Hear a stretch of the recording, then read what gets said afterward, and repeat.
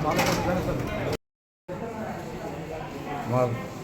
৮ নং খাগড়া ইউনিয়ন অন্তর্ভুক্ত গ্রাম সাধকপুর পোস্ট সুরেন্দ্রপুর থানা বানিয়াছি।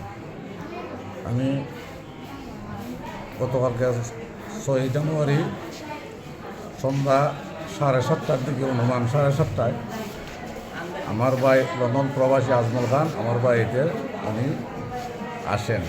তো আমার বাড়িতে আসার পর আমার বাতিজা শিবির না হাফিজুর খান বিএনপির ৮ নং খাগড়ার সেক্রেটারি, সে এবং তার বাইরা মিলিয়া আমার সাথে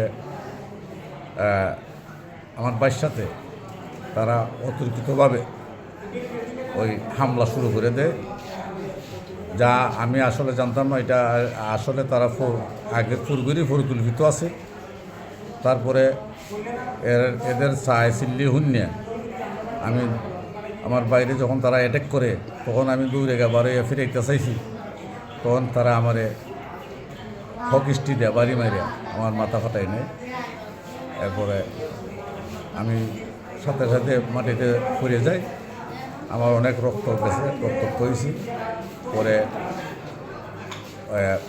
আশেপাশের মানুষ আইয়া আমার আইয়া সেভ করছে আপাতত। এরপরে তারা চতুর্দিকে বাড়িঘর ঘেরাও করে তো রাখছে।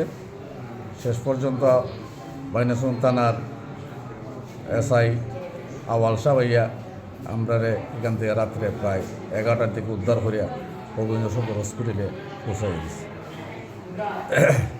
এই হল এদের অবস্থান। আওয়ামী লীগের বিএনপির একজন সাংগঠনিক একজন বিএনপির সেক্রেটারি, এই মনোবল বা এই ক্ষমতার বলে সে আমাদের সাথে অহেতুকভাবে ও অতর্কিতভাবে হামলা এবং নির্যাতিত। তারা আমরা আইন প্রশাসনের কাছে আমরা সুবিচার চাই এবং তার কঠোর বিচার এবং তার বিহিত ব্যবস্থা চাই।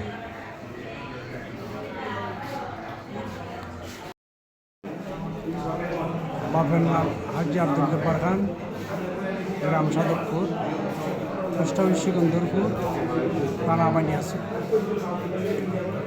গত রাত্রে অনুমান 7টার দিকে আমি আমার ভাইয়ের বাড়ি আজম খানের বাড়ি বেড়াইতে যাই।